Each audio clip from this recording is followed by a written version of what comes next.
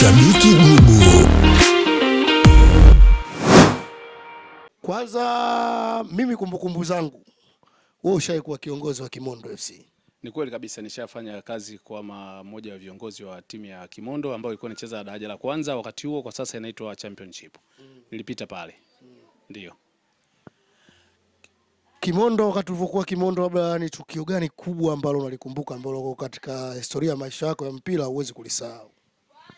Ya Kimondo ninakumbuka wakati imeingia kwenye mgogoro wa klabu ya soka Yanga, klabu ambayo mimi ninaipenda kutoka utotoni.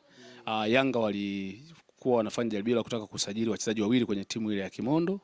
Na bahati mbaya au nzuri kwao wakafanikiwa kumsajili mchezaji mmoja, lakini ndani ya timu maana yake kulitengenezwa kama mpasuko kidogo. Nilihusishwa moja kwa moja kwamba labda nimetumika kwenye zoezi la kumuondoa mchezaji ule Geoffrey Mwashiuya, lakini mwisho wa siku ikagundulika kwamba usajili ule ulifanyika, lakini mimi sikuhusika, pamoja na kwamba mwishoni nilikuja kushiriki kwenye hatua ya kuhakikisha anapata nafasi ya kucheza, lakini walivyoanza na nini mimi sikuhusika. Kwa hiyo tukio hilo huwa nalikumbuka sana, kwa sababu kuna wakati fulani watu wakisema Kimondo ilikufa nini, walio huwa ni wale wenye uyanga wao. Kwa hiyo hilo pia huwa nalikumbuka sana. Ndio. Sasa mimi hapa swali langu kwenye Kimondo ni moja. Kwa sababu Kimondo miongoni mwa watu ambao walikuwa na nguvu kubwa ya maamuzi, bwana Eric Ambakisi. Eric Ambakisi alikuwa ndio mkurugenzi wa ile timu ya Kimondo, ndio. Sasa huyo mkurugenzi mwenyewe kuna kipindi na aligombea ujumbe wa kamati ya utendaji wa Yanga, kama ambavyo wewe pia nakumbuka pia ulishawahi kugombea. Sasa wewe aliyekuwa na kulaumu sasa nani? Kwa sababu inaonekana kama watu ambao mlikuwa na nguvu kubwa ya maamuzi kwenye timu ndio wote ambao mlikuwa mnatakiwa mtoe yale maamuzi kuhusu ule mchezaji. Yani kwanza ni saishe Eric ya kugombea ujumbe wa kamati ya utendaji. Eric aligombea urais urais, alichukua fomu kugombea urais, ambayo kulikuwa na yeye, alikuwepo Mshindo Msola, alikuwepo Dr. Jonas Tiboloa, kulikuwa na mtu wa nne na msao kidogo, lakini alikuwa kwenye orodha ile, lakini bahati mbaya katika ule mchujo yeye hakufanikiwa kupita, lakini mimi niligombea kwenye nafasi ya ujumbe wa kamati ya utendaji na jina langu likapita. Mwisho wa siku kura hazikutosha. Sasa nyinyi Yanga kwenye moyo wenu mnaipenda, lakini ilikuweje kwenye ile issue Mwashiuya? Mbona wewe nakumbuka ulikuwa yani unakaza sana Mwashiuya kwamba hapa bwana, hapo bila dau fulani Mwashiuya aondoki hapa. Yani ule Yanga ulikuvuka pale uko Kimondo zaidi au vipi? Pale nilichokuwa nasimamia ni Waredi. Unajua nilikuwa kwenye Kimondo kama afisa habari wa klabu ile. Kwa hiyo nilikuwa natakiwa kuisemea klabu, nidai haki za klabu. Unajua kamati yetu ya utendaji ilikuwa na watu 13. Katika 13, honest, kulikuwa na watu wa Yanga 3 kama sio 4. Waliobaki wote walikuwa ni wa upande wa pili.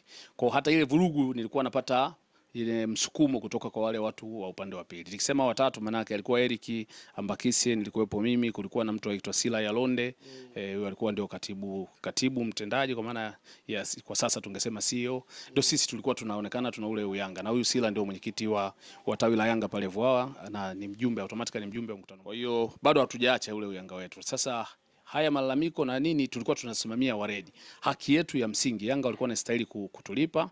Na in fact ilituumiza kwa sababu kulikuwa na wakati huo Yanga, afisa habari wa Yanga alikuwa ni Jerry Muro. Kwa hiyo kulikuwa na matamko mengi ambayo alikuwa anasema, kwa mfano anasema sisi tumemwokota, alikuwa hana kwa kulala, tumemkuta tu hapa. Wakati ukweli ni kwamba alikuwa anacheza ligi, na wakati wanamchukua tumetoka kwenye mechi dhidi ya Ashanti, na mtu wa kwanza kumuona alikuwa ni Shadrack Sajigwa na Jemedari Saidi. Kwa hiyo Jemedari wakati huo akifanya kazi na Azam kama team manager nadhani. Kwa sababu ndio watu ambao mimi nilikutana nao physically kwa maana ya kujadili hiyo, lakini Shadrack aliamua kutufuata kwa sababu baada ya mechi na Ashanti tulikwenda Songea kucheza mechi na Majimaji. Kwa hiyo Sajigwa alikuja tena kule kujiridhisha uwezo alioona pale Karume na kile ambacho kinakwenda kutokea Songea.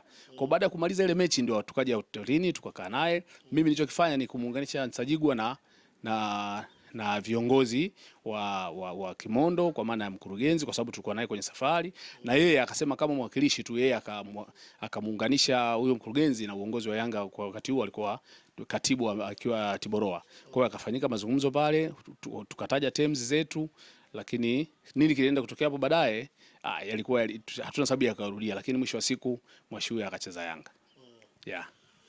Bana, nashukuru sana bana. Leo nilikuwa na brother wangu bwana Chris Kashililika, Christopher Becker.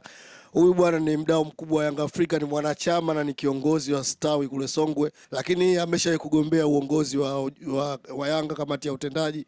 Bahati mbaya kura zake hazikutosha, maana sio kuchaguliwa, kura zake hazikutosha.